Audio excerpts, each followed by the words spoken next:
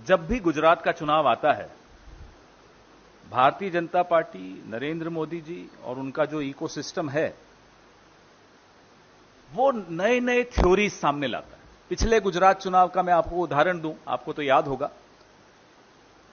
अचानक एक दिन नरेंद्र मोदी जी का जो एक इकोसिस्टम है, अचानक बोलता है कि साहब एक डिनर हुआ जंगपुरा में कहीं, जिसमें इस देश के पूर्व सेनाध्यक्ष जनरल दीपक कपूर, जिसमें इस देश के पूर्व प्रधानमंत्री डॉक्टर मनमोहन सिंह और अनेक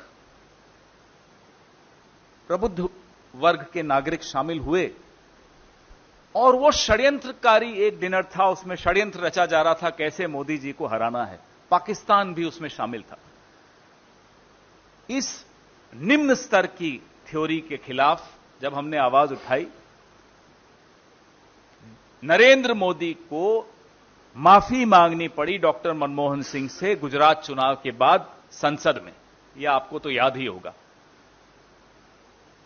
बहुत कम होता है ऐसा कि नरेंद्र मोदी जी माफी मांगते हैं। गलतियां हजार करते हैं, माफी एक बार मांगते हैं।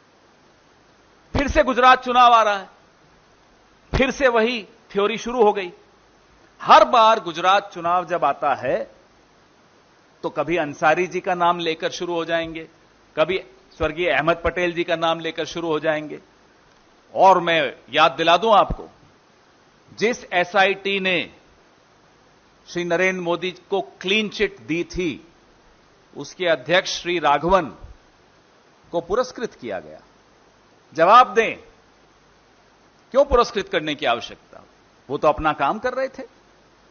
उनको रिटायरमेंट के इतने सालों के बाद राजदूत बनाने की आवश्यकता क्यों पड़ी? तो नरेंद्र मोदी जी को अब समझ लेना चाहिए कि काठ की हांडी बार बार नहीं चढ़ती। हर बार चुनाव आता है तो आप कभी किसी मुस्लिम नेता का नाम जरूर लाएंगे। आपको 8 साल में आपने कोई अच्छा काम नहीं किया जो दिखाकर आप जीत सके अगला चुनाव। हर बार आपको पाकिस्तान की शरण में जाना होता है, हर बार आपको हिंदू मुसलमान करना होता है, हर बार आपको षड्यंत्र दिखाना होता है कि मेरे खिलाफ षड्यंत्र हो गया। आप कौन हैं? आपके पहले क्या कोई प्रधानमंत्री नहीं था इस देश में, या आपके बाद कोई प्रधानमंत्री नहीं होगा इस देश में? सारे षड्यंत्र आपके खिलाफ हैं। और माफ कीजिएगा, मैं आपको यह बता दूं, अगर नरेंद्र मोदी जी की राजनीतिक जो तरीका है कांग्रेस पार्टी अख्तियार करती जब हम सत्ता में थे यूपीए में, तो आप मुख्यमंत्री नहीं रह सकते थे। आप वहीं होते जहां होना चाहिए था आपको।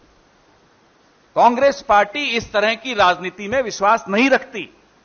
रखती होती तो आपको खामियाजा भुगत लेना होता।